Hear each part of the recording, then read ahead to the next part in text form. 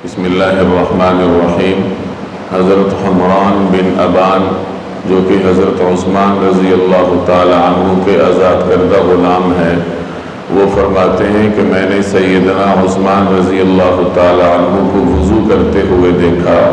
چنانچہ انہوں نے پہلے 3 مرتبہ اپنے ہاتھوں کو دھویا، پھر کلی کی، اس کے بعد ناک میں پانی ڈالا، پھر 3 مرتبہ اپنے چہرے کو دھویا، پھر 3 مرتبہ اپنے بازوؤں کو کوہنی سمیت دھویا، پھر سر کا مسح فرمایا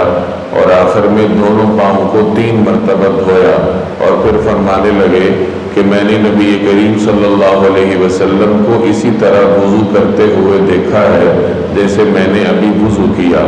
آپ صلی اللہ علیہ وسلم نے اس طریقے سے وضو فرمایا اور پھر ارشاد فرمایا کہ جو شخص اس طرح وضو کرے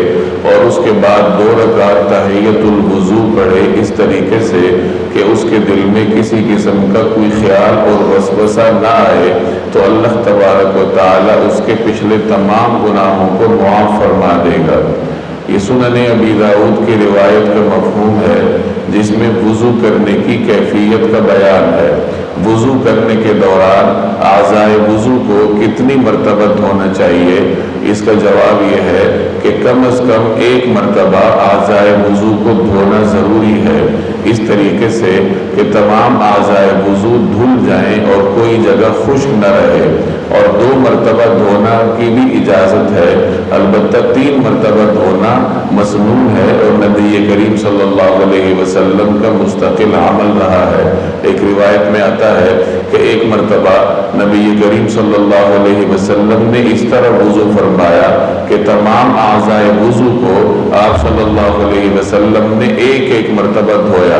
اور پھر فرمایا کہ یہ اس شخص کا وضو ہے جس کے بغیر اللہ تبارک و تعالی نماز ہی قبول نہیں کرتا، یعنی یہ وضو کا کم از کم درجہ ہے۔ اور اس کے بعد پھر آپ صلی اللہ علیہ وسلم نے وضو فرمایا اس طریقے سے کہ تمام اعضائے وضو کو 2 مرتبہ دھویا، اور فرمایا کہ یہ اس شخص کا وضو ہے جسے اللہ تعالیٰ دوہرا اجر عطا فرماتا ہے۔ اور پھر آپ صلی اللہ علیہ وسلم نے وضو فرمایا اور اس میں تمام اعضائے وضو کو 3 مرتبہ دھویا، اور فرمایا کہ یہ میرا وضو ہے اور مجھ سے پہلے تمام انبیاء کرام کا بھی وضو کرنے میں یہی طریقہ کار تھا۔ تو خلاصہ یہ ہے کہ وضو کرتے ہوئے اعضائے وضو کو کم از کم 1 مرتبہ دھونا ضروری ہے، اور 2 مرتبہ دھونے کی اجازت ہے، البتہ 3 مرتبہ دھونا یہ مسنون ہے۔ آج جو ہم نے روایت پڑھی اس میں حضرت عثمان رضی اللہ تعالی عنہ نے